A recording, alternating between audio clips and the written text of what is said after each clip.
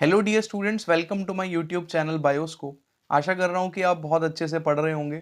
आज मैं एक और वीडियो लेक्चर बेटा हमारी बहुत ही ज़्यादा मस्त सी सीरीज़ को आगे बढ़ाने वाले हैं हम, which is NCERT shotgun series. और उसके अंदर हम जो चैप्टर आज डिस्कस करने वाले हैं, पिछला हमने रेस्पिरेशन ख़त्म किया था। इस सीरीज़ में बेटा हम एनसीईआरटी को रिवाइज कर चुके हैं बहुत अच्छे में, पूरी 12th कंप्लीट हो चुकी है। 11th क्लास में हमने रेस्पिरेशन सबसे पहले किया है और अब हम फोटोसिंथेसिस करने जा रहे हैं। ठीक है, तो you have to make sure, अगर पिछले लेक्चर्स आपने नहीं देखे हैं तो बहुत इंपॉर्टेंट चीज़ें आपकी स्किप हो रही हैं, उनको जाके देख लो बेटा, एग्जाम में ज़रूर हेल्प करेगा आपको। नीट एग्जाम के अंदर, अपने एग्जाम के अंदर एग्जैक्टली वहां से डायरेक्टली क्वेश्चन उठकर आते हुए दिखेंगे। ठीक है, अब आज की क्लास के अंदर बेटा हम फोटोसिंथेसिस डिस्कस करने जा रहे हैं, जिसका पहला क्वेश्चन जो है वो डिस्कस करते हैं सीधा बिना किसी टाइम वेस्ट किए।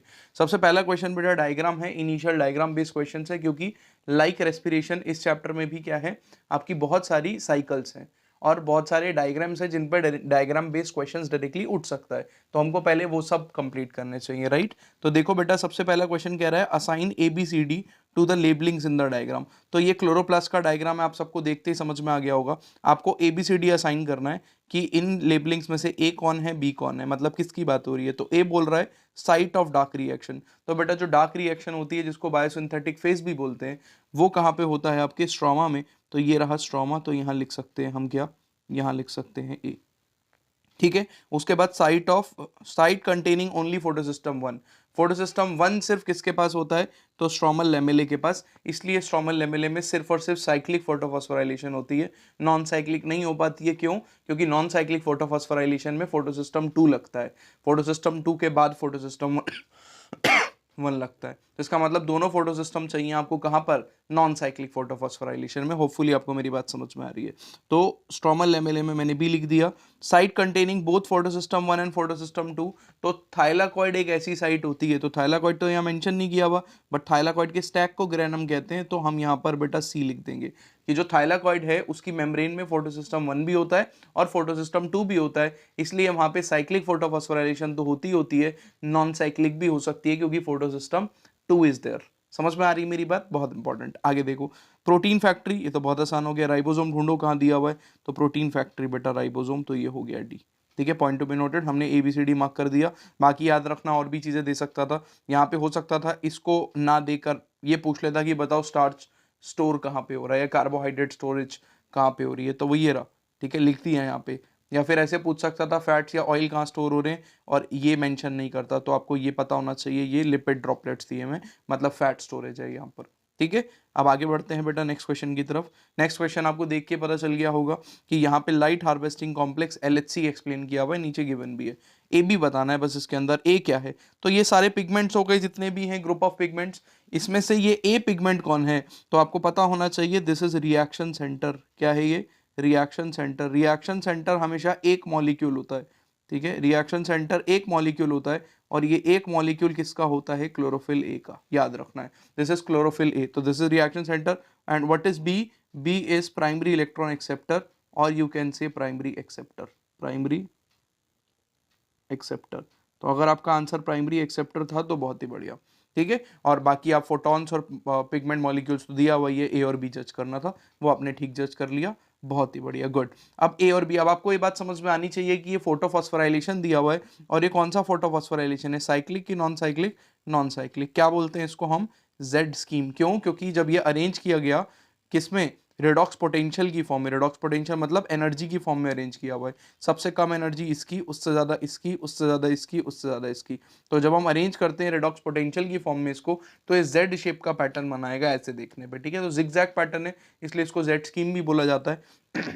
और ये जेड स्कीम में फोटो सिस्टम 2 भी चाहिए होता है, फोटो सिस्टम 1 भी। एक्चुअल में सवाल यही पूछ रहा है कि ए क्या है और बी क्या है। तो आपको पता होना चाहिए, ए जो है वो है फोटो सिस्टम 2, और बी जो है वो है फोटो सिस्टम 1। मतलब जो इलेक्ट्रॉन है वो 2 से 1 की तरफ जाएगा।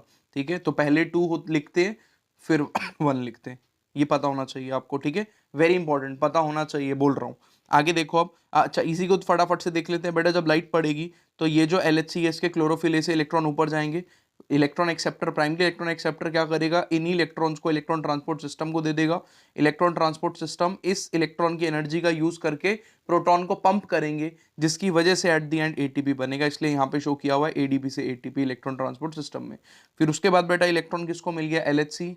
ये क्यों मिल गया, क्योंकि इसके खुद के इलेक्ट्रॉन्स कहाँ जा चुके थे, एक्साइटेड स्टेट में धूप पड़ने की वजह से, और जब इन पे एनर्जी पड़ी और ये प्राइमरी इलेक्ट्रॉन एक्सेप्टर के पास गए तो फोटो सिस्टम 1 का जो इलेक्ट्रॉन एक्सेप्टर है वो NADP रिडक्टेज कॉम्प्लेक्स के कांटेक्ट में होता है, और NADP रिडक्टेज कॉम्प्लेक्स क्या करेगा, NADP प्लस को NADPH में कन्वर्ट कर देगा, और NADPH आपको यहाँ पर NADPH भी मिल रहा है और आपको यहाँ पे क्या मिल रहा है, ATP भी मिल रहा है। लेकिन आप खुद सोचो, यहाँ के क्लोरोफिल A से जब इलेक्ट्रॉन जाते रहेंगे तो इसकी इलेक्ट्रॉन की कमी कौन पूरी कर रहा है, इसकी इलेक्ट्रॉन की कमी पूरी करता है फोटोलिसिस कॉम्प्लेक्स, मतलब पानी टूटेगा और पानी टूट के जो इलेक्ट्रॉन मिलेगा वो इसको मिलेगा।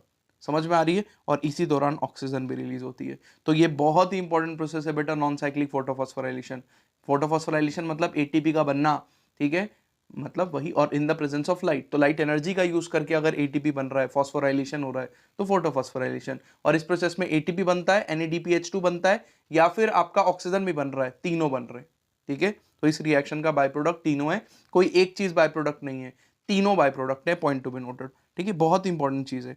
और ये होता किधर है बता दिया आपको, थाइलाकॉइड की मेम्ब्रेन में। So what is the site, site है बेटा थाइलाकॉइड की मेम्ब्रेन, थाइलाकॉइड की मेम्ब्रेन में, ठीक है। मेरी बात होपफुली आपको समझ में आ रही है, बहुत ही इंपॉर्टेंट। आगे चलते हैं, आगे बेटा ये रहा, ये तो पहचान में ही आ गया, साइक्लिक हो गया, पीछे वाला नॉन साइक्लिक था। वाई नॉन साइक्लिक पीछे वाला, ये तो चीज स्किप ही हो गई, क्योंकि इलेक्ट्रॉन ऊपर जाएंगे और कभी घूम के इसके इलेक्ट्रॉन इसके पास वापस नहीं आए, वो इलेक्ट्रॉन NADP को मिल गए, ठीक है, कभी घूम के वापसी नहीं आए। अगर इलेक्ट्रॉन घूम के वापसी आ जाए, जैसे यहाँ पे हो रहा है कि ऊपर उठा, घूम के वापसी आ गए इलेक्ट्रॉन, ठीक है, तो इसको बोलेंगे साइक्लिक फोटोफॉस्फोराइलेशन। और इसमें सिर्फ एक फोटो सिस्टम इन्वॉल्व होता है, that is photo system 1, PS1। और फोटो सिस्टम 1 को P700 भी बोलते हैं, और फोटो सिस्टम 2 को P680 भी बोल रहे हैं। होपफुली आपको रिवाइज हो रहा है, ठीक है, आप देख रहे हो कितने बढ़िया से रिवाइज हो रहा है। अगर आपको ये चैप्टर आपने बहुत टाइम पहले भी पढ़ा था तो आपको देखो कितनी इंपॉर्टेंट चीजें वापस रिवाइज हो रही हैं, और यही एग्जाम में सीधा दिखेंगी, बता रहा हूं। जब आप एग्जाम दे रहे होगे मुझे याद करना बैठ के, ठीक है, कि अरे ये तो बोला था सर ने डायरेक्टली आता है, आता है बेटा, है ना, सारे एक्सपीरियंस के साथ आपको पढ़ाया जाता है। तो ध्यान से एकदम एकदम एकदम बढ़िया से अपना कंसंट्रेशन मेंटेन करते हुए पढ़ना है, ठीक है। उसके बाद देखो बेटा, ये आपको पता होना चाहिए, ये क्या दिया हुआ है, this is your chemo osmotic hypothesis. ये क्या दिया हुआ है, this is chemo osmotic hypothesis, ठीक है, जो हमको ये बताती है कि एक्चुअल में क्या हो रहा है, प्रोटॉन ग्रेडियंट बनता है, एक जगह प्रोटॉन ज्यादा हो जाते हैं, दूसरी जगह कम हो जाते हैं, वो प्रोटॉन ग्रेडियंट टूटता है, ठीक है, तब जाके उस एनर्जी का यूज करके आपका क्या बनता है, ATP बनता है। तो ये बन कैसे रहा है पूरा एक्सप्लेन करते हैं, हमको तो बस ABCD का आंसर करना है। व्हाट इज A, तो ये तो नॉन साइक्लिक फोटोफॉस्फोराइलेशन ही दिखाई हुई है, तो ये बात समझ में आ गई कि A हो गया फोटो सिस्टम 1, और सॉरी फोटो सिस्टम 2 पहले काम करता है। व्हाट इज बी, तो ए से बी की तरफ जाएगा, बीच में ये इलेक्ट्रॉन ट्रांसपोर्ट चेन हो गई, तो बी क्या हो गया, बी हो गया फोटो सिस्टम 1, बहुत ही बढ़िया। व्हाट इज सी, ये सी क्या है, तो ये थाइलाकॉइड की मेम्ब्रेन है, चेक करो लिखा हुआ है। थाइलाकॉइड की मेम्ब्रेन के अंदर जो जगह है इसको हम कहते हैं ल्यूमेन। क्या बोलते हैं इस जगह को, ल्यूमेन, क्योंकि बेटा बाहर से प्रोटॉन अंदर की तरफ पुश हो रहे हैं, और दूसरा यहां पर वाटर का स्प्लिटिंग भी होता है, याद रखना है। तो फोटोलिसिस कॉम्प्लेक्स भी कहां प्रेजेंट होता है, थाइलाकॉइड मेम्ब्रेन पे प्रेजेंट होता है, बट टुवर्ड्स द ल्यूमेन वाली साइड, और यहाँ पे ल्यूमेन है जहां पर कंसंट्रेशन ऑफ H+ क्या होती है, ज्यादा, तो H+ की कंसंट्रेशन हाई है यहाँ पे। व्हाट इज डी, अगर सी ल्यूमेन है तो डी हो गया स्ट्रोमा, और स्ट्रोमा में H+ की कंसंट्रेशन क्या है, कम। क्या रीजन है इसका, कि यहां पर एक तो H+ पकड़कर इलेक्ट्रॉन ट्रांसपोर्ट चेन स्ट्रोमा में भेज दे रही है, ल्यूमेन में भेज दे रही है, तो स्ट्रोमा में क्या हो जाते हैं, प्रोटॉन्स का अमाउंट वैसे ही कम हो जाता है। दूसरा, स्ट्रोमा में H+ को यूज करता है NADP, तभी वो कन्वर्ट होता है NADPH2 में। तो एक तो NADP यूज कर ले रहा है, उस वजह से कम हो रहे हैं, और दूसरा इलेक्ट्रॉन ट्रांसपोर्ट चेन प्रोटॉन्स को H+ आयंस को पकड़ के कहाँ भेज दे रही है, स्ट्रोमा से ल्यूमेन में, इसलिए स्ट्रोमा के अंदर लो H+ रहता है, वो यहाँ लिखा हुआ है, ठीक है। जबकि ल्यूमेन के अंदर क्या हो रहा है, एक तो स्ट्रोमा से ल्यूमेन में आ रहे हैं इसलिए बढ़ रहा है, और दूसरा रीजन ये है कि एक्चुअल में यहाँ पे वाटर स्प्लिटिंग हो रही है, और वाटर स्प्लिटिंग के टाइम पे प्रोटॉन्स बनते हैं, इलेक्ट्रॉन्स के साथ साथ ऑक्सीजन भी बनती है, ठीक है, ये इंपॉर्टेंट है। तो हमने ABCD का तो आंसर कर दिया, और भी कुछ पूछा है, अच्छा E भी पूछा है। व्हाट इज E, तो ये रहा E, चेक करो E क्या हो गया, अरे NADP से क्या बनेगा, यहाँ बनेगा NADPH, NADPH2, ठीक है। तो NADPH बनेगा और ये बनेगा कहाँ पर, NADP रिडक्टेज कॉम्प्लेक्स पे। अब कुछ क्वेश्चंस के आंसर्स करना क्योंकि बहुत इंपॉर्टेंट है। इस पूरे स्कीम से हमको बहुत सारी चीजें और भी पता चलती हैं। अगर आपसे ये पूछ ले कि बताओ मेरे को ऑक्सीजन कहाँ पे बनती है, तो स्ट्रोमा में कि ल्यूमन में, तो चेक करो, ल्यूमन में बन रही है ऑक्सीजन, ये रही, ठीक है, दिस इज ऑक्सीजन।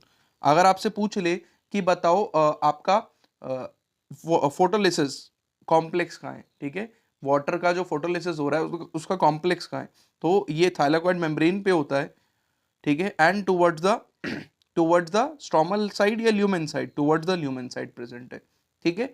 दूसरा आपसे ये पूछ सकता है कि एक्चुअल में जो फोटोलिसिस कॉम्प्लेक्स है वो किससे लिंक्ड है, क्या फोटोसिस्टम 2 से कि फोटोसिस्टम 1 से, तो फोटोसिस्टम 2 से लिंक्ड है।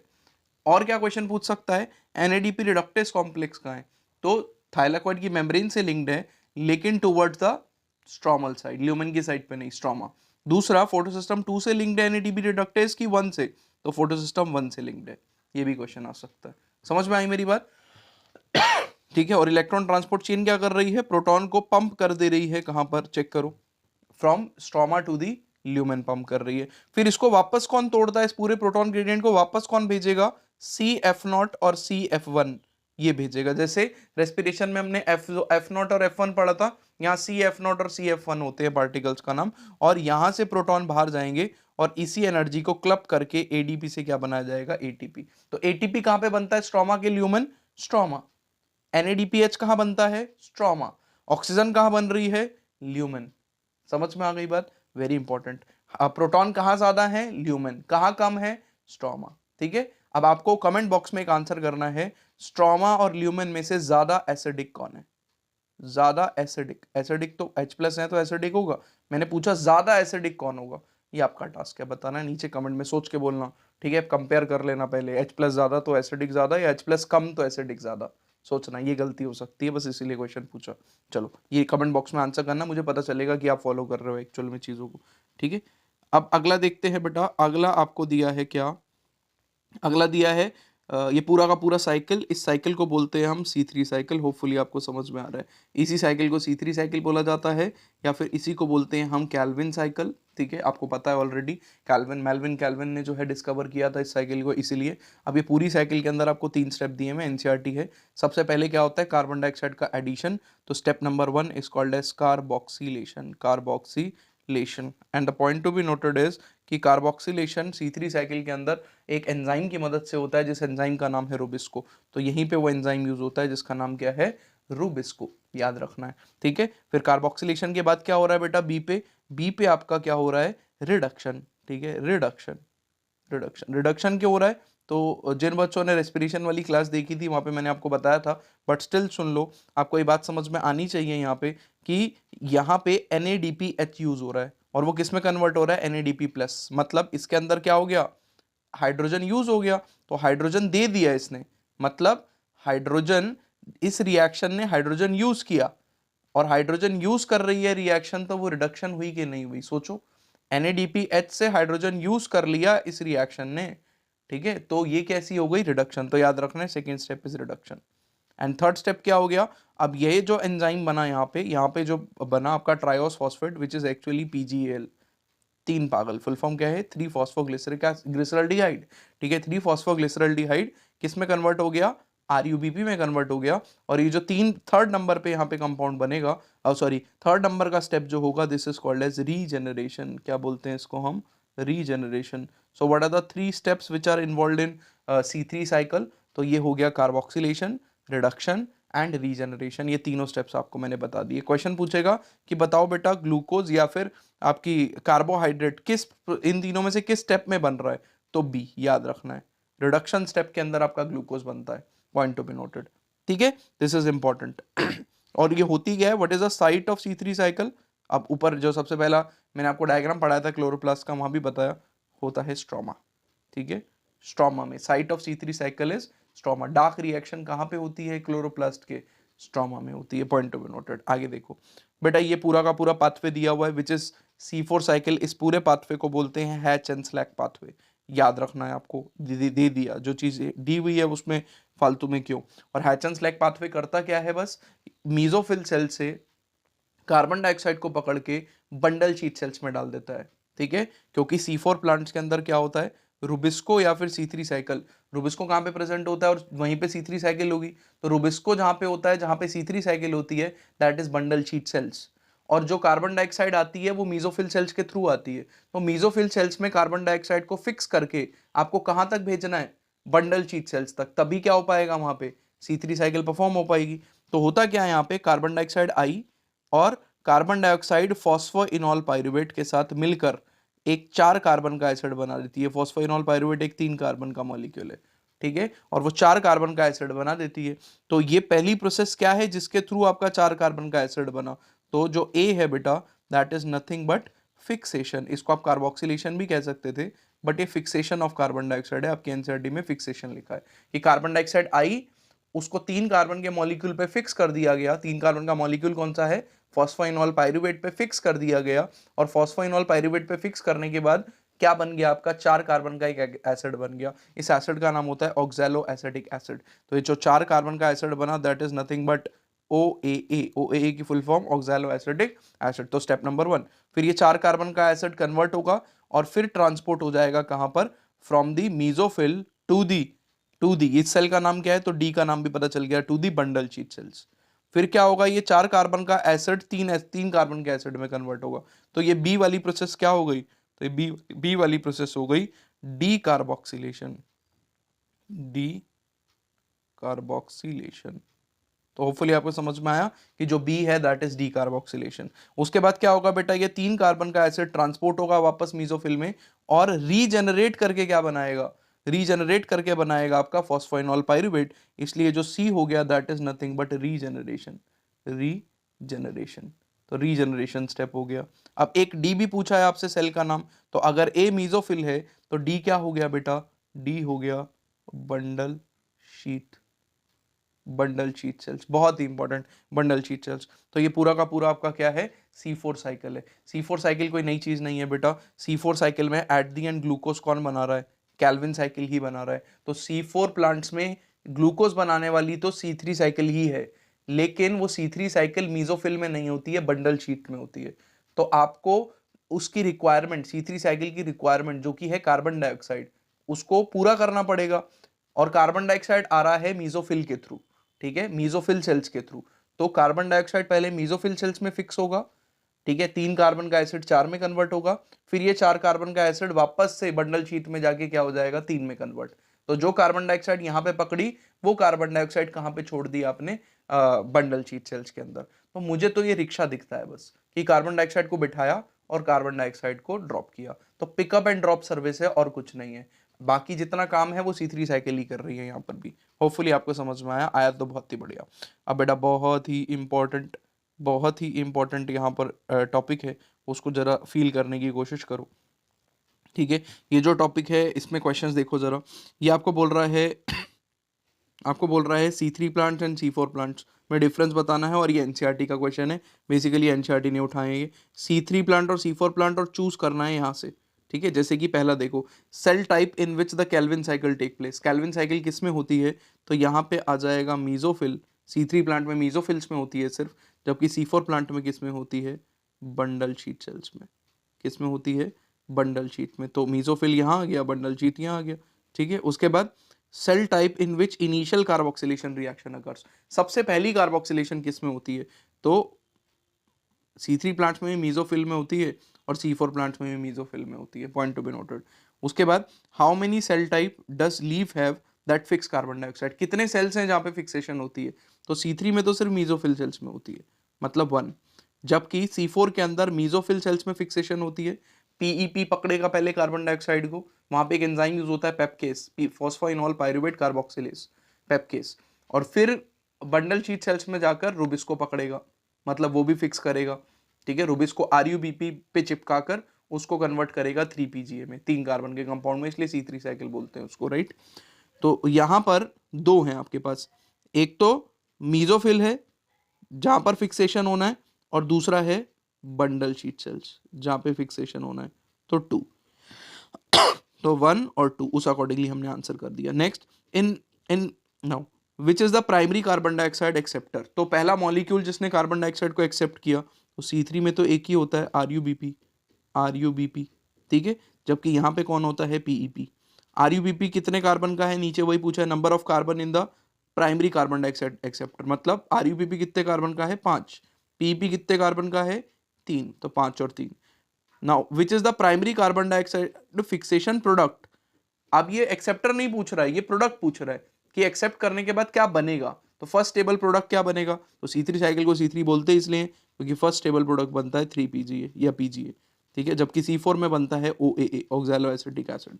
कितने कार्बन होते हैं वो पूछ रहा है, primary carbon dioxide fixation product में कितने कार्बन है ये सवाल पूछ रहा है। अब तो कितने कार्बन है बेटा PGA के अंदर 3, इसलिए C3 साइकिल बोलते हैं। ऑक्सैलो एसिटिक एसिड में 4, इसलिए उसको C4 साइकिल बोलते हैं। एज सिंपल एज दैट, बहुत आसान है।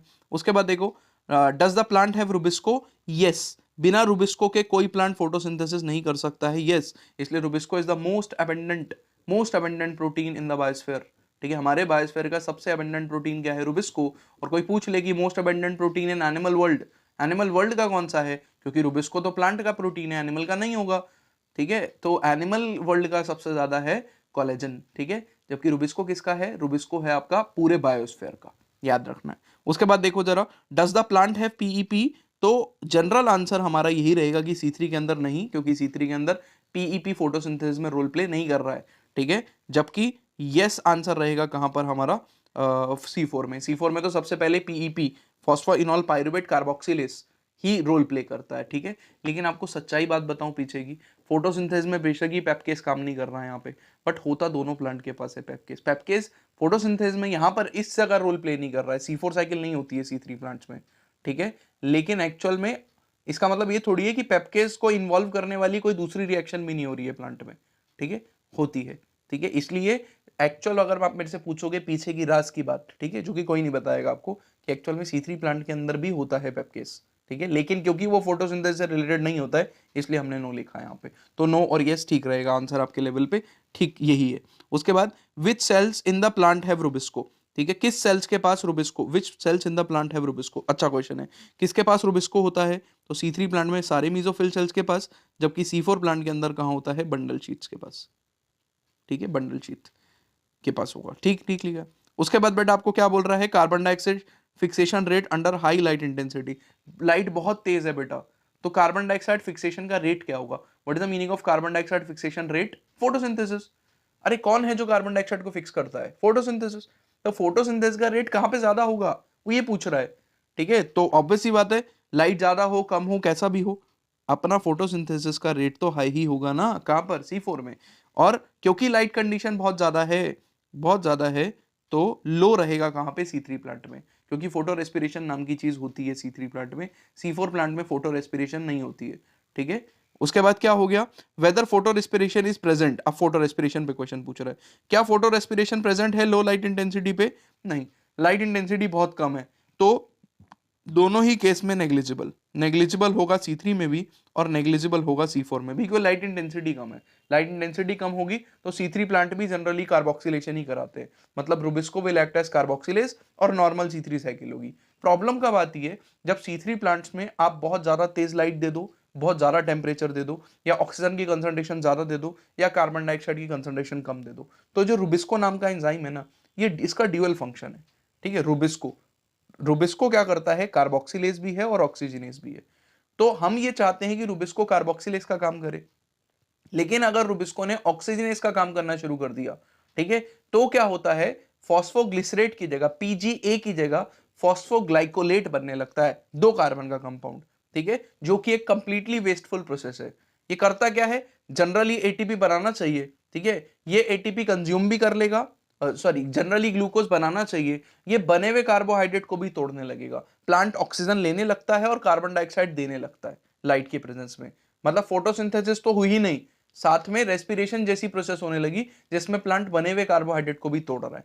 ऑल इन ऑल अगर आपको ये बात समझ में आई तो बहुत बढ़िया, बहुत अच्छा रिवाइज हो चुका है, अगर आपको ये बात समझ में नहीं आई तो आपको चैप्टर रिवाइज करने की जरूरत है, वरना ऑल इन ऑल एक कॉमन बात सुन लो, फोटो रेस्पिरेशन सिर्फ C3 प्लांट्स में होती है, ठीक है, और ये एक वेस्टफुल प्रोसेस है, ठीक है, प्लांट के लिए अच्छी प्रोसेस नहीं है, प्लांट की यील्ड कम कर देती है ये प्रोसेस, इतना समझ में आ गया, बहुत बढ़िया। C2 साइकिल क्यों कहते हैं फोटो रेस्पिरेशन को, क्योंकि 2 कार्बन का कंपाउंड बनता है फॉस्फोग्लाइकोलेट, ठीक है। कब होती है फोटो रेस्पिरेशन, जब रुबिस्को कार्बोक्सिलेज का काम करेगा या रुबिस्को ऑक्सीजनेज का काम करेगा? जब रुबिस्को ऑक्सीजनेज का काम करने लगेगा। जबकि करवाना कैसा है हमको फोटोसिंथेसिस में, कार्बन डाइऑक्साइड को ऐड करके ग्लूकोज बनाना है ना, तो हम चाहते हैं कि सिर्फ कार्बोक्सिलेज का काम करे, राइट। चलो आगे देखो। Now whether photo respiration is present at high light intensity, क्या हाई लाइट इंटेंसिटी पे फोटो रेस्पिरेशन प्रेजेंट है? तो बिल्कुल फोटो रेस्पिरेशन प्रेजेंट होगी, बहुत ज्यादा होगी, किसमें? C3 प्लांट में, जबकि नेग्लिजिबल होगी कहां पर? फोटो रेस्पिरेशन C4 प्लांट में नेग्लिजिबल ही लिखना है अपने को, ठीक है, बहुत ज्यादा नहीं हो सकती है फोटो रेस्पिरेशन। उसके बाद whether photo respiration would present at low carbon dioxide concentration, obviously yes, C3 plant में होगी, क्योंकि कार्बन डाइऑक्साइड कम दे रहे हो आप, तो रुबिस्को ऑक्सीजनेज का काम करना पसंद करेगा ना, तो यहां पर क्या होगा? बिल्कुल हाई होगी किसके अंदर? C3 प्लांट में, जबकि नेग्लिजिबल होगी किसके अंदर? C4 में। C4 के अंदर फोटो रेस्पिरेशन नहीं होती है या फिर बहुत ही नेग्लिजिबल होती है, ठीक है, बिल्कुल ना के बराबर। उसके बाद whether photo respiration would be present at high carbon dioxide concentration, अगर आपने CO2 ज्यादा दी हुई है तो C3 प्लांट हो चाहे C4 प्लांट हो, रुबिस्को कार्बोक्सिलेज का ही काम करेगा, तो दोनों ही केस के अंदर आपको क्या लिखना है? नेग्लिजिबल। तो यहां पे भी नेग्लिजिबल, ठीक है, और C3 प्लांट में आप नेग्लिजिबल की जगह समटाइम्स लिख सकते हो एक्चुअल में, क्यों? क्योंकि और भी फैक्टर्स हैं जिनकी वजह से हो सकता है हो जाए कि कार्बन डाइऑक्साइड प्रेजेंट है, फिर भी अगर टेम्परेचर ज्यादा है तो क्या होगा? तो आपका वो ऑक्सीजनेज का काम कर सकता है, ऐसा हो सकता है, इसलिए समटाइम्स लिख दिया। आप दोनों में नेग्लिजिबल भी लिखोगे तो ऐसा नहीं है कि बिल्कुल ही गलत माना जाएगा। उसके बाद बेटा एग्जांपल्स पूछ रहा है आपसे, अच्छा टेम्परेचर ऑप्टिमम पूछ रहा है, यहाँ से सिलेक्ट करना है, तो बताओ C3 के अंदर टेम्परेचर ऑप्टिमम कितना रहेगा, कम के ज्यादा? कम रहेगा, तो 20 से 25, जबकि C4 के अंदर 30 से 40, मतलब कौन है जो कि ज्यादा टेम्परेचर झेल पाते हैं? That is C4 not C3, याद रखना है। एग्जाम्पल, तो एग्जाम्पल आपका टास्क है, ठीक है, राइस और व्हीट एग्जाम्पल है किसका? C3 का, ठीक है। बाकी शुगर केन, मेज, शॉर्गम, ये किसका एग्जाम्पल हो गया? आपका C4 का। तो मैंने क्या बोला एग्जाम्पल में? राइस, व्हीट, एनसीईआरटी में लिखे हैं एग्जाम्पल, वो किसका है? आपका C3 का। बाकी शुगर केन, मेज, शॉर्गम, शॉर्गम, ये किसका एग्जाम्पल है? C4 का। तो अपनी एनसीईआरटी में भर लो ये वाला टेबल, ठीक है, ज्यादा आसान हो जाएगा आपके लिए। चलो ये कर लिया, आप मान के चलना बेटा, मान के चलना, बहुत ज्यादा टेंडेंसी रहती है एग्जामिनर की कि वो इसी चार्ट से उठा के कहीं ना कहीं घुमा फिरा के सवाल पूछ ले आपसे, तो be prepared with respect to this. उसके बाद बेटा अब हम आ जाते हैं थ्योरी वाले क्वेश्चन पे, फटाक से जल्दी से आंसर करते रहना, आगे बढ़ते रहेंगे। Now what is the process where light energy is converted into chemical energy और ऑर्गेनिक कंपाउंड? तो फोटोसिंथेसिस की डेफिनेशन हो गई, पहचान पाए तो बहुत ही बढ़िया, वरना डायरेक्टली एनसीईआरटी की स्टेटमेंट है, कोई रॉकेट साइंस नहीं है इसमें। Name the end product of photosynthesis, तो ग्लूकोज।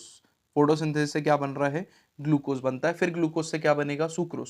बनता जो है वो ग्लूकोज है, जिस फॉर्म में ट्रांसपोर्ट होता है दैट इज सुक्रोज, जिस फॉर्म में स्टोर होता है दैट इज स्टार्च। क्योंकि ग्लूकोज बना, ग्लूकोज एक रिड्यूसिंग शुगर है, रिएक्टिव है, तो आप नहीं चाहोगे कि ऐसी शुगर को ट्रांसपोर्ट करा दो प्लांट के अंदर जो रिएक्टिव हो। भेजी थी ग्लूकोज, बीच में रिएक्ट होकर कुछ और बन गया, आपको तो शुगर ही भेजनी है ना, तो क्या करा जाता है? पहले इस रिएक्टिव ग्लूकोज को एक डाइसैकेराइड में कन्वर्ट किया जाता है विच इज सुक्रोज, और ट्रांसपोर्ट किस फॉर्म में हो रहा है?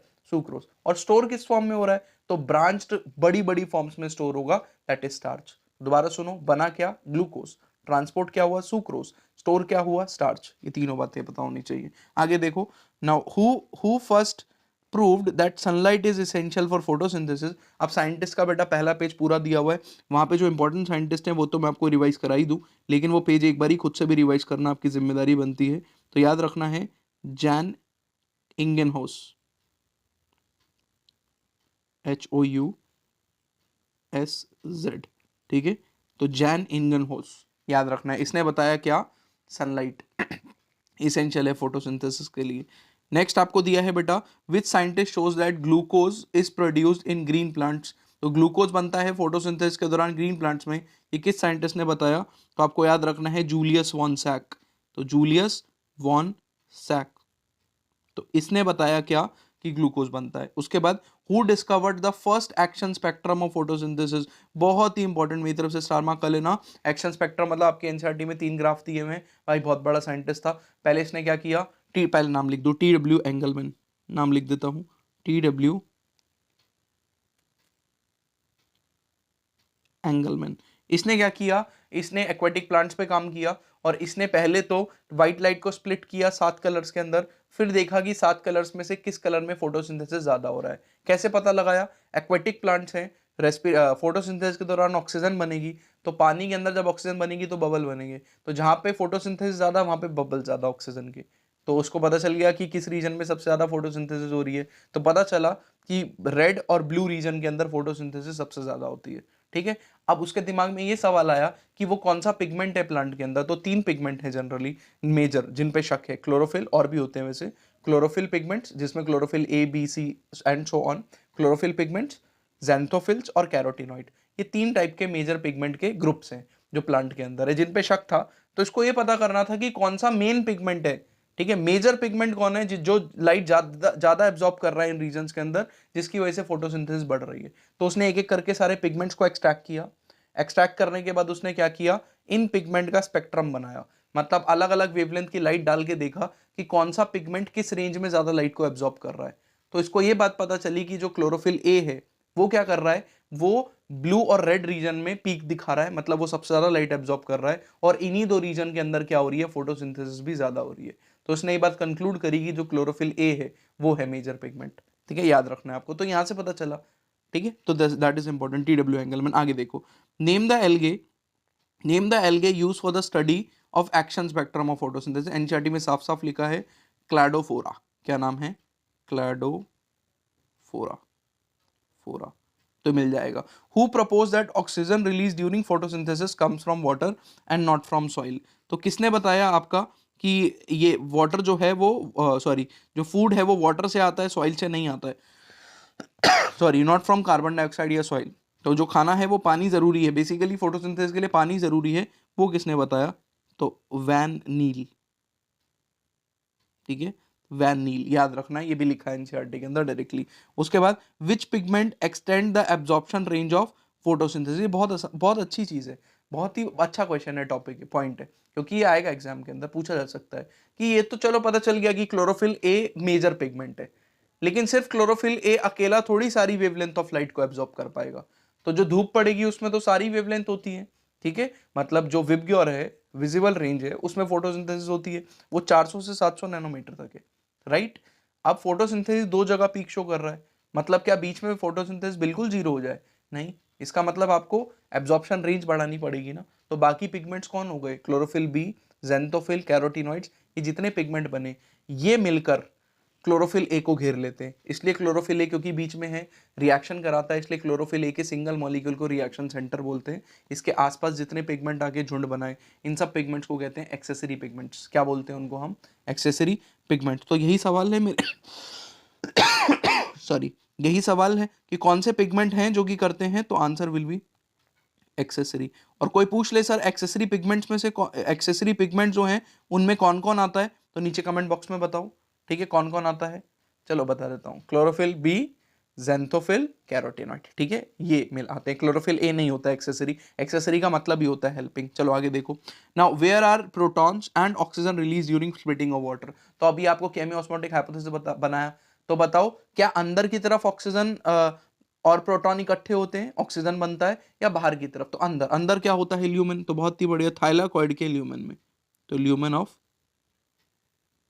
थाइलाकॉइड, थाइलाकॉइड का ल्यूमेन। अगर आपका आंसर ये था तो very good, I am proud of you. ठीक है, तो आसान हो गया। उसके बाद what is the synthesis, what is the synthesis of ATP from ADP in the presence of light called. तो बेटा इसी को कहते हैं फोटोफॉस्फोराइलेशन, फोटोफॉस्फोराइलेशन, फॉस्फोराइलेशन। होपफुली आपको समझ में आया। ठीक है, आसान है, कोई मुश्किल चीज पूछी, डायरेक्ट क्वेश्चन है। उसके बाद पूछ रहा है chlorophyll A dash in the chromatogram, chlorophyll B yellow green, xanthophyll yellow, carotenoid yellow to yellow orange. ये क्या चीज है सर? तो बताता हूँ। जहां पर TW एंगलमैन का ग्राफ दिया हुआ है आपका, एब्जॉर्प्शन स्पेक्ट्रम की अलग अलग पिगमेंट निकाल के उसने एब्जॉर्प्शन नापी, आप चेक करोगे ग्राफ को अलग अलग कलर दिया हुआ है। एक्चुअल में पिगमेंट्स को सेपरेट करने के लिए हम क्रोमेटोग्राफी का यूज करते हैं, और क्रोमेटोग्राम में अलग अलग कलर आते हैं पिगमेंट के अलग अलग। तो आपको ये कलर एनसीईआरटी में दे दिया है थ्योरी में, और पढ़ते हुए स्किप हो जाता है हमारे दिमाग से, इसलिए ये जानबूझ के स्टेटमेंट मैंने उठाई। तो क्लोरोफिल ए क्रोमेटोग्राम में कौन सा कलर देता है बेटा? ब्राइट, ब्राइट या फिर blue green, bright blue green colour. याद रखना है, ठीक है। क्लोरोफिल का कलर होता है, बहुत आसान है, ठीक है। क्यों आसान है जरा देखो, मैं आपको ट्रिक बता देता हूँ उसको याद रखने की। ये सीक्वेंस याद करो, chlorophyll A, chlorophyll B, xanthophyll, carotenoid, ठीक है। क्लोरोफिल, और क्लोरोफिल ए के बारे में ग्रीन तो बचपन से सब बच्चों ने पढ़ा है, ब्लू ग्रीन याद रखो बस। और ये सीक्वेंस पहले याद कर लिया। अब कलर इनके मैं रिवाइज करा देता हूं आपको, देखो कितनी बढ़िया ट्रिक है। क्या करो, विबग्योर याद रखो, विबग्योर, विबग्योर, ठीक है। विबग्योर याद है सबको। तो सबसे पहले क्या आएगा बेटा, क्लोरोफिल ए तो ब्लू ग्रीन, क्लोरोफिल ए पे क्या लिख दोगे, ब्लू ग्रीन। क्लोरोफिल बी क्या आ जाएगा बेटा, ब्लू ग्रीन के बाद क्या आ जाता है, येलो, येलो ग्रीन, क्योंकि क्लोरोफिल है तो ग्रीन तो रहेगा ही रहेगा। तो बी कैसे कलर का होता है, येलो ग्रीन। उसके बाद बेटा क्या हो जाएगा, जेंथोफिल सिर्फ येलो, और जो आपका कैरोटीनॉइड आ गया दैट इज ऑरेंज, ठीक है, या फिर येलो ऑरेंज। तो देखो विबग्योर की तरफ ही चल रहे हैं हम। तो विबग्योर का सीक्वेंस है, ट्रिक है ये, ऐसा कोई रूल नहीं है, ट्रिक है याद करने की। तो क्लोरोफिल ए का कलर, उसके बाद बी, उसके बाद आपका क्या, जेंथोफिल, उसके बाद कैरोटीनॉइड। इसी सीक्वेंस में याद करना, विबग्योर लगा देना, अपने आप समझ में आ जाएगा। थोड़ा सा ऑब्जर्व करना, दिमाग लगाओ। मैं चाहता हूं कि 2 मिनट शांति से देखना मैंने क्या समझाया। ट्रिक बहुत ही बढ़िया है, जबरदस्त है ना, याद हो जाएगी चीजें। तो देखो अब आगे बढ़ रहे हैं। उसके बाद what are the requirement for chemiosmotic hypothesis. तो क्या क्या चीजें हैं जो कैमी ऑस्मोटिक हाइपोथेसिस में चाहिए होती है, मतलब एटीपी बनाने के लिए। तो एक तो प्रोटॉन ग्रेडियंट चाहिए, राइट, प्रोटॉन ग्रेडियंट चाहिए। एक चाहिए एटीपी सिंथेस। एटीपी सिंथेस कौन होता है, बोलो, एटीपी सिंथेस कौन होता है, C F naught C F one particle, F naught F one particle ATP synthase, जो एटीपी सिंथेसिस करेगा। और वो एटीपी सिंथेसिस जिस मेम्ब्रेन में होगा वो मेम्ब्रेन चाहिए, जिसके अक्रॉस क्या होगा, आपका ग्रेडियंट बनेगा। तीनों बातें याद रखना, एनसीईआरटी से निकाल के ही लिखवा रहा हूँ। एमसीक्यू किसी भी फॉर्म में बन सकता है, असर्शन रीजन किसी भी फॉर्म में बन सकता है यहाँ पे, ठीक है। आगे देखो, where do proton accumulate during chemiosmotic hypothesis, in chloroplast and mitochondria. दोनों में पूछ लिया। क्लोरोप्लास्ट में जो प्रोटॉन है वो कहाँ पे एक्यूमुलेट होते हैं, तो प्रोटॉन एक्यूमुलेट होते हैं ल्यूमेन ऑफ थाइलाकोइड, ये तो हमने अभी पढ़ा। माइटोकॉन्ड्रिया में कहाँ होते हैं, तो माइटोकॉन्ड्रिया में होते हैं inter membrane space, inter membrane space, जो आउटर और इनर माइटोकॉन्ड्रियल मेम्ब्रेन है उसके बीच में जो स्पेस होता है, जिसको पेरी माइटोकॉन्ड्रियल स्पेस भी कहते हैं, वहां पे इकट्ठा होगा, right. Which phase of photosynthesis lead to sugar synthesis. कौन सा फेज है, तो बेटा इसी को बोलते हैं बायोसिंथेटिक फेज, बायोसिंथेटिक फेज, ठीक है। बायोसिंथेटिक फेज को ही डार्क रिएक्शन भी बोलते हैं इसी को कैल्विन साइकिल भी बोलते हैं, लेकिन ज्यादा बेटर है बायोसिंथेटिक फेज लिखना, क्योंकि विच फेज पूछ लिया क्वेश्चन में। Now what is the first stable product of kelvin cycle. तो ये क्वेश्चन ऑलरेडी कर चुका हूं, अभी हमने जो टेबल पढ़ा उसमें था first stable product of Calvin cycle, C3 cycle. C3 बोलते क्यों है, तभी पता चल जाएगा आंसर क्या है। तो आंसर आप कमेंट बॉक्स में करोगे, मुझे पता चलेगा आपने वीडियो ढंग से देखी है कि नहीं देखी, आप ढंग से पढ़ रहे हो मेरे साथ कि नहीं पढ़ रहे हो। Now what is the first stable product of C4 cycle. 16 भी मैं नहीं करूंगा, 16 का आंसर भी आप करने वाले हो, क्योंकि ऑलरेडी आंसर कर चुका हूँ टेबल के थ्रू। नहीं है तो पीछे जाके रिवाइज कर लो, फिर आंसर कर देना, लेकिन आंसर चाहिए कमेंट में, ठीक है, जरूर। उसके बाद how many Calvin cycles are needed to produce a glucose molecule. तो बेटा एक केल्विन साइकिल में एक कार्बन डाइऑक्साइड फिक्स होता है। तो हम बचपन से पढ़ते आ रहे हैं, एकदम पिद्दी छोटी क्लासेस से पढ़ के आ रहे हैं कि ग्लूकोज C6H12O6 होता है, 6 कार्बन का मॉलिक्यूल है। तो कितने कार्बन डाइऑक्साइड चाहिए होंगे फिक्स करने के लिए, 6। तो कितनी केल्विन साइकिल करानी पड़ेंगी, 6। एक साइकिल में एक कार्बन डाइऑक्साइड फिक्स हो रहा है, तो 6 साइकिल चाहिए होंगी। तो आंसर विल बी 6 साइकिल्स। तो 6 इज द करेक्ट आंसर, ठीक है, 6 cycles, point to be noted. उसके बाद 18, हाउ मेनी एटीपी और NADPH2 are required to make 1 glucose via the Calvin cycle. तो कितने एटीपी चाहिए और कितने NADPH2 चाहिए। तो अगर आपको ये बात पता है तो 18 एटीपी चाहिए होंगे और 12 NADPH2 या DPH चाहिए, अपने को याद रखना है, ठीक है। अब सर ये आपने इतनी आसानी से कैसे बता दिया, हमको तो दिक्कत होगी ये बताने में। तो अभी बता रहे NaPH लिख दिया, वही सोच रहा था कुछ गड़बड़ लग रही है, NADPH। देखो एक बड़ी बड़ी मुश्किल हो गई, तो आपको कुछ नहीं करना है, बस ये याद रखना, carbon dioxide is to NADPH की रेशो इज टू ATP की रेशो। तो हर एक कार्बन डाइऑक्साइड को फिक्स करने में 2 NADPH और 3 ATP लगते हैं। 1 2 3 से रेशो याद कर लो बस, ठीक है, 1 2 3 से। एक कार्बन डाइऑक्साइड को फिक्स करने में कितने NADH2, 2 NADPH2 और कितने ATP, 3 ATP लगते हैं। अब किसके लिए पूछ रहा है वो, एक ग्लूकोज के लिए पूछ रहा है। तो करो आंसर, एक ग्लूकोज मतलब कितने कार्बन डाइऑक्साइड, 6। अगर इसको 6 से मल्टीप्लाई किया तो मतलब कितने NADPH, 12, और कितने ATP, 18। खत्म हो गई बात, वही तो लिखा, 18 ATP यूज होंगे एक ग्लूकोज के लिए और 12 NADPH यूज होंगे। बहुत ही बढ़िया, ठीक है। चलो, तो ये आंसर भी आ गया आपको, बहुत ही बढ़िया। आगे देखो, what is the specialised leaf anatomy in C4 plant called? इसको बोलते हैं क्रंज एनाटमी। क्या बोला जाता है? Kranz anatomy. What is the meaning of Kranz anatomy? कि जो वास्कुलर बंडल है वो डीप सीटेड है, वास्कुलर बंडल अंदर की तरफ प्रेजेंट है, और वास्कुलर बंडल में व्रत लाइक प्रोजेक्शन, आपकी माला की तरह, ठीक है। क्रंज का मतलब ही होता है व्रत, माला जैसा की तरह आपके वास्कुलर बंडल्स को घेरा हुआ है किसने? बंडल शीट सेल्स ने। और उन्हीं बंडल शीट सेल्स में केल्विन साइकिल होगी, हर मीजोफिल सेल में नहीं होगा। मीजोफिल सेल से बस कार्बन डाइऑक्साइड को बंडल शीट तक ट्रांसपोर्ट किया जाएगा, यही है C4 साइकिल। समझ में आ गई मेरी बात? तो Kranz anatomy is the correct answer, अगर आपने क्रेंज एनाटमी किया तो बहुत ही बढ़िया। आगे देखो, द डैश सेल्स कौन से सेल्स की बात हो रही है वही बताना है। मे फॉर्म सेवरल लेयर, ठीक है, मल्टीपल लेयर्स हो सकती हैं अराउंड द वेस्कुलर बंडल। देखो, अराउंड द वेस्कुलर बंडल किन सेल्स की लेयर होती है? ऑलरेडी मुझे आंसर मिल चुका है कि बंडल शीट सेल्स की बात कर रहा है, लेकिन क्योंकि पूरी स्टेटमेंट डाली है तो किसी वजह से डाली होगी, तो पढ़ो पूरी, ठीक है। उसके बाद कह रहा है they are characterise by having large number of chloroplast. तो बंडल शीट सेल्स की प्रॉपर्टी आ सकती है बेटा, बिल्कुल आ सकती है, इसलिए ध्यान सुनना। बंडल शीट सेल्स के पास लार्ज नंबर ऑफ क्लोरोप्लास्ट होता है, थिक वॉल्स, बहुत ज्यादा थिक वॉल होगी, impervious to gas, gas directly इनके मेम्ब्रेन के थ्रू नहीं आ सकती क्योंकि थिक वॉल है, थिक वॉल है तो इम्परवियस है, तो गैस को लाने के लिए आपको रिएक्शन करानी पड़ रही है, तभी तो मीजोफिल के थ्रू पहुंच रही है गैस, प्लाज्मोडेस्माटा के थ्रू। प्लाज्मोडेस्माटा क्या होता है बेटा? मेम्ब्रेन सॉरी वॉल का कनेक्शन होता है, ठीक है, जो कि एक प्लांट सेल को दूसरे से कम्युनिकेट करने में मदद करता है। एंड नो इंटरसेलुलर स्पेस, और बंडल शीट सेल्स में कोई इंटरसेलुलर स्पेस नहीं होता है, बंडल शीट सेल्स आपस में चिपके हुए होते हैं। तो these are the characteristic features of bundle sheath cells. तो बंडल शीट सेल्स तो इंपॉर्टेंट था ही, जो आंसर था इसका, ठीक है, लेकिन बंडल शीट सेल्स की प्रॉपर्टी भी याद रखना, कभी भी क्वेश्चन पूछा जा सकता है किसी भी साल। Now give two example of C4 plant, 21st भी आप ही करोगे क्योंकि ऑलरेडी उस चार्ट में लिखवा चुका हूं। आगे बढ़ो, कोई भी दो पूछ रहा है, मैंने 3 लिखवाए हैं। उसके बाद कह रहा है which enzyme is the most abundant on earth, ये भी आपको बता चुका हूं। इस अर्थ के ऊपर सबसे अबेंडेंट एंजाइम का नाम बताओ। तो क्वेश्चन नंबर 22 का आंसर भी आप ही बताओगे, मैं नहीं बताऊंगा। कमेंट बॉक्स में बताना बेटा, है ना, मैं चेक करूंगा, बिल्कुल चेक करूंगा, सारे आंसर ठीक हुए तो पिन भी करूंगा। आगे देखो, now what is the primary substrate of Rubisco? भाई रुबिस्को का प्राइमरी सबस्ट्रेट कौन है? तो रुबिस्को काम किस पे करेगा?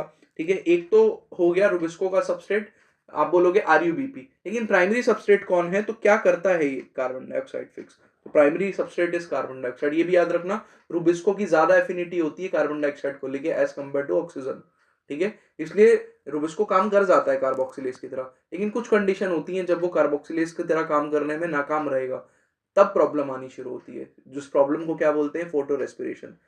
उसके बाद देखो, what are the products when oxygen binds to RuBP? जब ऑक्सीजन RuBP से बाइंड कर जाएगा तो क्या प्रोडक्ट बनते हैं? तो PGA तो बनेगा ही, लेकिन प्रॉब्लम ये आती है कि PGA के साथ साथ फॉस्फोग्लाइकोलेट भी बन जाएगा, फॉस्फोग्लाइकोलेट, और ये साइकिल को हम बोलते हैं फोटो रेस्पिरेशन। बहुत ही बढ़िया, ठीक है, याद रखना है। नेक्स्ट आ गया, C2 cycle does not occur in dash plant. तो C2 साइकिल किसको बोलते हैं बेटा? Photo respiration. तो यही क्वेश्चन थोड़ा सा उल्टा करके पूछ लिया, जस्ट टू चेक कि आपको ये पता है कि नहीं पता कि C2 साइकिल फोटो रेस्पिरेशन को बोलते हैं। तो photo respiration does not occur in C4 plants. आगे बढ़ो, next. Now name 3 external factors affecting photosynthesis. कौन से 3 फैक्टर हैं? तो एक तो लाइट की इंटेंसिटी, ठीक है, लाइट की इंटेंसिटी। एक तो बेटा क्या? कार्बन डाइऑक्साइड की कंसंट्रेशन, जो कि क्या करती है? आपके फोटोसिंथेसिस को इम्पैक्ट करती है। और तीसरा बहुत ही इंपॉर्टेंट, टेम्परेचर, टेम्परेचर, ठीक है। तो ये 3 एक्सटर्नल फैक्टर्स जो हैं वो फोटोसिंथेसिस को इम्पैक्ट करते हैं। ये लिख लो, एनसीईआरटी में लिखे हुए से directly. Blackman's law of dash is applicable to photosynthesis. Blackman's law of limiting factor, limiting factor. What is the meaning of Blackman's law of limiting factor? Blackman's law of limiting factor बोलता है कि कोई भी biochemical reaction है वो एक से ज्यादा फैक्टर पे डिपेंड कर रही है, ठीक है, एक से ज्यादा फैक्टर्स इन्वॉल्व है उस रिएक्शन के अंदर, तो that factor will control the rate जो कम अमाउंट में प्रेजेंट है, ठीक है। तो जो कम अमाउंट में प्रेजेंट होगा उसी को बढ़ाने से रेट ऑफ फोटोसिंथेसिस बढ़ेगा, अदरवाइज नहीं बढ़ेगा। समझ में आ गई? जैसे कहने का मतलब है, मैंने मैंने क्या किया है, मैंने लाइट को कम दे रखा है, लाइट इंटेंसिटी कम दे रखी है बहुत, लेकिन कार्बन डाइऑक्साइड बढ़ाए जा रहा हूं प्लांट पे, तो क्या होगा? क्या अनलिमिटेड फोटोसिंथेसिस बढ़ती रहेगी? नहीं, आपकी लाइट लिमिटिंग हो जाएगी। लिमिटिंग मतलब लाइट कम अमाउंट में प्रेजेंट होगी, जब तक लाइट को उतना नहीं बढ़ाओगे जितना कार्बन डाइऑक्साइड के लिए वो चाहिए उतनी लाइट, तब तक फोटोसिंथेसिस नहीं बढ़ेगी। तो इसका मतलब जो कम अमाउंट में प्रेजेंट होगा that will control the rate of reaction. ठीक है, ये सिंपल है, आप केमिस्ट्री में भी पढ़ते हो उसको। ठीक है, उसके बाद 28 for which plant is light a limiting factor. कौन से प्लांट होते हैं बेटा? Shade plants. शेड प्लांट्स मतलब आप एक बड़े से जंगल में चले जाओ जहाँ पे बड़े प्लांट भी हो छोटे प्लांट भी हो। ठीक है, कैनोपी में जा रहे हो आप, बड़े प्लांट भी है छोटे, तो छोटे प्लांट है बेचारे जो शेड में रह गए, ठीक है, उन पे क्या होती है, धूप उतनी ज्यादा नहीं पड़ पाती है, तो ये जो प्लांट है इनके लिए लाइट लिमिटिंग है। ठीक है, लाइट उतनी नहीं पहुंच पा रही है इन तक। ठीक है, वैसे सच बात बताऊं, इस अर्थ के ऊपर कोई भी अगर ऐसा प्लांट है जो सीधा एटमॉस्फेयर में है, उस पर कोई भी चीज का रोक टोक नहीं है, तो लाइट रेयरली होता है लिमिटिंग हो जाए। क्यों? क्योंकि प्लांट सन से आने वाली लाइट अगर 100% है तो प्लांट को उसका 10% भी नहीं चाहिए। ठीक है, 10% लाइट भी नहीं चाहिए। अगर किसी दिन बहुत तेज धूप नहीं भी है ना, बादल आए हुए हैं और आपको ऐसा लग रहा होगा कि प्लांट को फोटोसिंथेसिस करने में दिक्कत हो रही है, तो आप गलत हो। क्योंकि पूरी सनलाइट का 10% तो सैचुरेशन होता है लाइट का, कि 10% के बाद तो वैसे भी जरूरत नहीं है कितनी भी लाइट बढ़ा दो, नुकसान जरूर हो जाएगा कि ज्यादा लाइट की वजह से फोटो ऑक्सीडेशन हो जाएगा, मतलब लाइट की प्रेजेंस में मॉलिक्यूल्स डैमेज होने लगेंगे, क्लोरोप्लास्ट डैमेज हो जाएगा। ठीक है, तो फोटोसिंथेसिस बल्कि कम हो सकती है। तो लाइट बहुत ज्यादा, बाहर किसी कोई ट्री लगा हुआ है उसको अगर वो मुरझा गया फोटोसिंथेसिस की कमी की वजह से, तो वो लाइट की कमी की वजह से नहीं मुरझाया होगा अगर वो ओपन एटमॉस्फेयर में है तो। ठीक है, क्योंकि सनलाइट तो पूरी यूज भी नहीं करता है वैसे भी प्लांट। ठीक है, सन से तो बहुत लाइट आ रही है प्लांट के लिए। आगे देखो, at what carbon dioxide concentration do C3 and C4 plant saturate. अब दोनों का सैचुरेशन रेट एनसीईआरटी में लिखा हुआ है, मतलब किस लेवल तक कार्बन डाइऑक्साइड झेल सकते हैं दोनों प्लांट और फोटोसिंथेसिस का रेट बढ़ेगा, उसके बाद रेट बढ़ना कम हो जाएगा और कार्बन डाइऑक्साइड टॉक्सिसिटी भी हो सकती है। ठीक है, तो कौन सा है बेटा? तो आपकी एनसीईआरटी बताती है कि एक्चुअल में C3 प्लांट्स के लिए ये है 450 माइक्रोलीटर पर लीटर। ठीक है, और जबकि आपका C3 प्लांट के लिए 450 और C4 प्लांट के लिए दिया हुआ है 360 माइक्रोलीटर पर लीटर। ठीक है, याद रखना, ये दोनों ही रेंज आपको याद रखनी पड़ेगी। Interesting, interesting. कौन सा प्लांट ज्यादा कार्बन डाइऑक्साइड झेल सकता है? C3। ठीक है, तो बताओ कि कौन सा प्लांट है जिसको ज्यादा कार्बन डाइऑक्साइड देने पर, ग्रीन हाउस गैस है, ज्यादा कार्बन डाइऑक्साइड देने पर आपकी प्रोडक्शन बढ़ेगी? C3 plant. वैसे बढ़ेगी तो दोनों की, क्योंकि करंट एटमॉस्फेयर में जितनी कार्बन डाइऑक्साइड है ना, ये दोनों के लिए लिमिटिंग है। कार्बन डाइऑक्साइड बढ़ाओगे तो C3 प्लांट की प्रोडक्शन भी बढ़ेगी, लेकिन C4 की भी बढ़ेगी, दोनों की बढ़ेगी, लेकिन किसकी ज्यादा बढ़ाने पर और बढ़ेगी? ठीक है, तो ज्यादा लिमिट झेलने की है C3 प्लांट की, इसलिए C3 प्लांट को ग्रीन हाउस क्रॉप्स भी कहते हैं। Why green house crops? क्योंकि कार्बन डाइऑक्साइड बढ़ाने पर इनको पैक कर दो एक ग्रीन ग्रीन कलर के उसके अंदर, मतलब बेसिकली इनको पैक करके ग्रो कराओ, तो अंदर जितनी गैस प्रोड्यूस होगी, ठीक है, वहां पर गैस अंदर ही ट्रैप रहेगी, तो कार्बन डाइऑक्साइड का अमाउंट बढ़ जाएगा, इनकी यील्ड भी बढ़ जाएगी। ऐसी क्रॉप्स को ग्रीन हाउस क्रॉप्स कहते हैं। कौन से प्लांट ग्रीन हाउस क्रॉप्स होते हैं, बस ये बताने के लिए तुमको मैंने क्वेश्चन बताया। तो C3 plants are green house crops, याद रखना है। उसके बाद सैचुरेशन हम लिख दिया। Which phase of photosynthesis, light और dark, is more temperature sensitive. तो बताओ कौन किस में रिएक्शन ज्यादा हो रही है, एंजाइमेटिक रिएक्शन कौन सी है? डार्क, तो डार्क विल बी मोर। ठीक है, याद रखना है। Dash is the major limiting factor, अभी बताया carbon dioxide is the major limiting factor for photosynthesis. The dash experiment shows that only green part of the plant releases oxygen.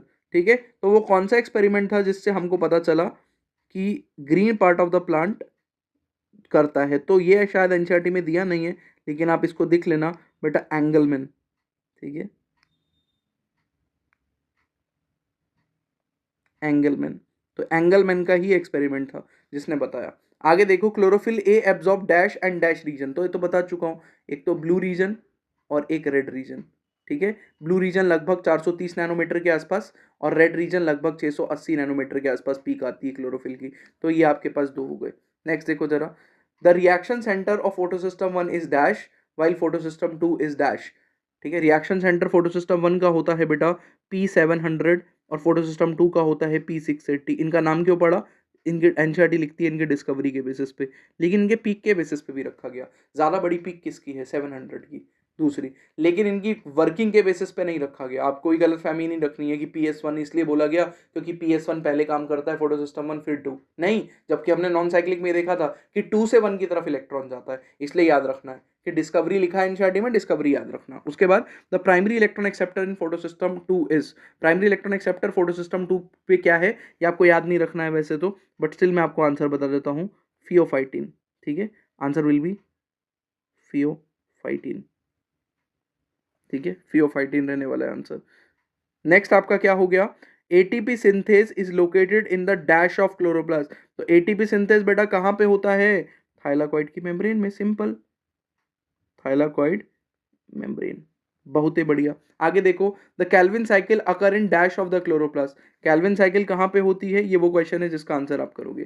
Calvin cycle कहां होती है पता है, C3 साइकिल की side क्या है क्लोरोप्लास्ट में, बोलो और लिखो जाके कमेंट सेक्शन में। बहुत सारे क्वेश्चन दे दिए, लेकिन क्योंकि ऊपर आंसर कर चुका हूं इसलिए दे दिए, ठीक है। आगे देखो 38, dash is a 5 carbon compound, तो RUBP 5 कार्बन कंपाउंड है, जो कि क्या कर रहा है, जो कि आपके कैल्विन साइकिल में यूज होता है, राइट। देखो नेक्स्ट, RUBP की full form ribulose 1,5 bisphosphate. In C4 plant the initial carbon dioxide fixation occurs in dash cell. तो C4 प्लांट में इनिशियल कार्बन डाइऑक्साइड फिक्सेशन कहाँ पे होती है, ये भी बता चुका हूँ, लेकिन ज़्यादा क्वेश्चन हो जाएंगे कमेंट सेक्शन के लिए, तुम बोलोगे सर क्या सारा काम हमसे करा रहे हो, इसलिए मैं भी कर लेता हूँ। मीजोफिल, इनिशियल तो मीजोफिल सेल में ही होती है ना भाई, C4 प्लांट में भी। Next, photo respiration is absent in dash, किस में होती है एब्सेंट, C4 प्लांट्स में एब्सेंट होती है। और क्या बोल रहा है आगे, plant due to dash, due to what, due to modifications, किस वजह से, मॉडिफिकेशन लिख दिया, लेकिन कौन कौन सी मॉडिफिकेशन ये मैं एक्सप्लेन कर रहा हूं आपको, ठीक है। कौन कौन सी मॉडिफिकेशन, कि जहां पर रुबिस्को रखा है वहां पे ऑक्सीजन का कंसंट्रेशन हमेशा कम रहता है, मतलब बंडल शीट में ऑक्सीजन का कंसंट्रेशन कम रखते हैं। जहां पे रुबिस्को रखा है वहां पे टेम्परेचर हमेशा क्या रहता है, कम रहता है। जहां पे रुबिस्को रखा है वहां पे कार्बन डाइऑक्साइड की कंसंट्रेशन हमेशा ज्यादा रहेगी। तो ऑक्सीजन की कंसंट्रेशन का कम रहना, टेम्परेचर का कम रहना, ये मेजर रीजन है दोनों, जिसकी वजह से रुबिस्को ऑक्सीजनेस का काम नहीं करता है, कार्बोक्सिलेज का काम करता है, इसलिए फोटो रेस्पिरेशन नहीं दिखती है। एक्सप्लेन कर दिया, इतना सारा लिखता कैसे, इसलिए मैंने मॉडिफिकेशन लिख दिया, ठीक है। चलो बहुत बढ़िया, आगे देखो, ट्रू और फॉल्स आ गए बेटा, बहुत जल्दी जल्दी खत्म हो जाएगा, एकदम फटाक से जल्दी जल्दी आंसर करना। The dark reaction of photosynthesis does not require light reaction या लाइट एट ऑल, गलत हो गया भाई।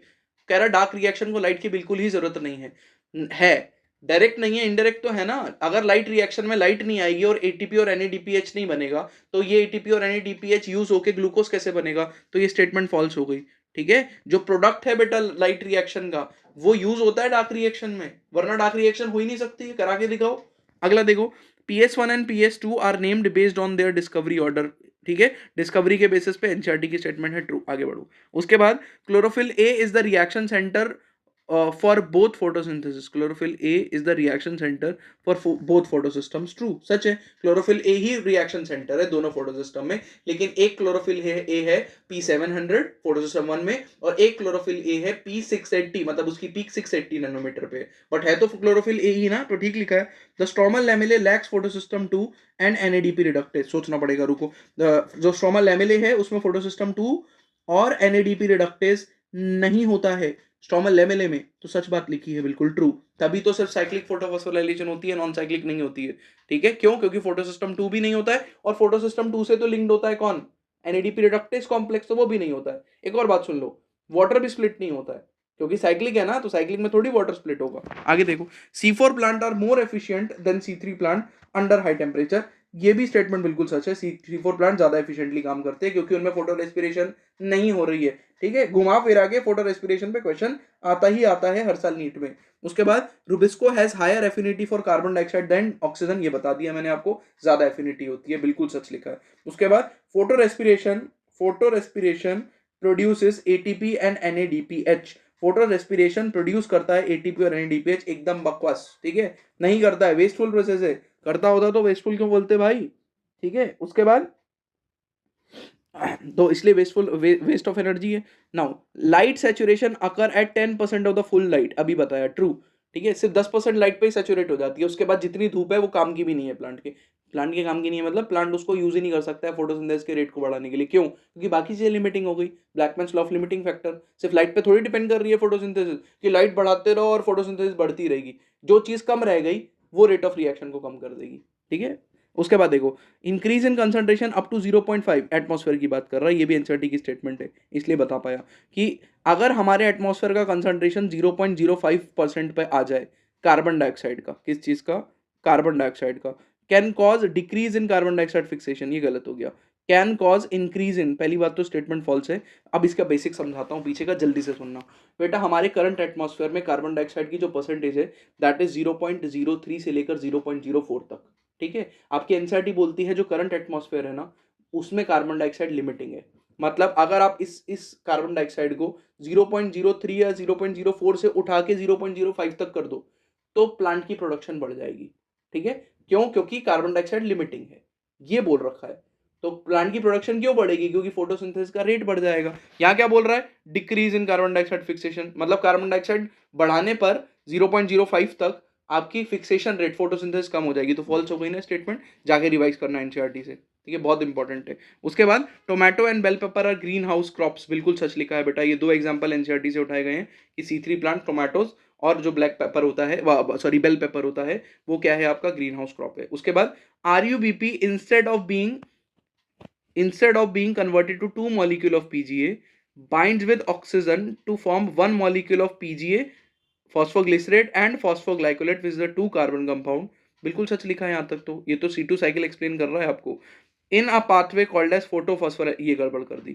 ठीक है, पूरा सब कुछ फोटो रेस्पिरेशन की कहानी लिख रहा है, लेकिन एंड में क्या लिख दिया? फोटोफॉस्फोराइलेशन। नहीं, ये तो अलग प्रोसेस होती है। फोटोफॉस्फोराइलेशन तो वो साइक्लिक और नॉन साइक्लिक हो गई, ये C2 साइकिल तो फॉल्स हो गया। यहाँ पे अगर फोटो रेस्पिरेशन दिया होता तो ठीक हो जाता। समझ में आ गई बात? आगे देखो। Next, the reaction centre is same in both photo systems, falls हो गया।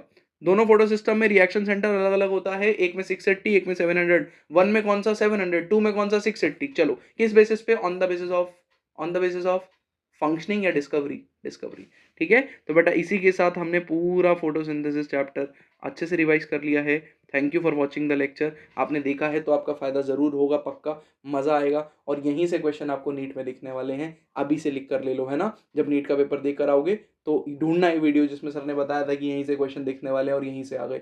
ठीक है, और अगर आपने पिछले लेक्चर्स नहीं देखे हैं तो पूरी 12th अपलोड कर दी है ऐसे ही नीट शॉटगन की, और 11th भी एक एक करके पूरी अपलोड कर दूंगा कुछ ही दिन के अंदर। ठीक है, लेकिन बेटा अपलोड करते रहने के लिए, जैसे आपको चीज़ों में मोटिवेशन की जरूरत है, मैंने मोटिवेशनल वीडियो भी बनाई थी आपके लिए, वैसे ही हमको भी मोटिवेशन की जरूरत होती है। ठीक है, पूरी मेहनत के साथ एकदम फिल्टर्ड कंटेंट आपको दे रहा हूँ, मैं सच बात बता रहा हूँ। दुनिया भर के यहाँ पर आपको क्या दिख जाएंगे? चैनल्स दिख जाएंगे जो आपके वीडियोस बना रहे हैं अलग अलग टाइप के, लेकिन एकदम प्योर रखने की कंटेंट कोशिश कर रहा हूँ। अपने पूरे एक्सपीरियंस के साथ यहाँ पर वो टॉपिक निकाल के ला रहा हूँ। पूरी एनसीईआरटी आपको रीड नहीं करा रहा हूँ। वो चीज़ें जो मुझे लगता है कि इस साल आपको एकदम एकदम बढ़िया से एग्जाम में पूछी जा सकती है और आपका नंबर बढ़ाएगी बढ़ाएगी, वो सारी निकाल के लिए आपके लिए ला रहा हूँ। तो आपकी भी थोड़ी सी रिस्पॉन्सिबिलिटी बनती है कि इसको हल्का सा वीडियो को लाइक जरूर कर देना, नीचे रिव्यू देना कि आपको वीडियो लेक्चर कैसा लगा।